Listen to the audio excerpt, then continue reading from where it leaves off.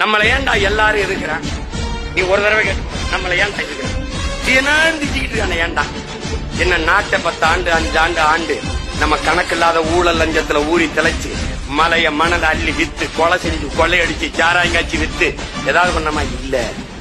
அப்ப ஏன் எதிர்க்கிறான்? இதையெல்லாம் நாம் வந்து விட்டால் செய்ய முடியாது. அதனால் ஒரே நேரத்துல எதிர்ப்பான்டா எல்லாரும்.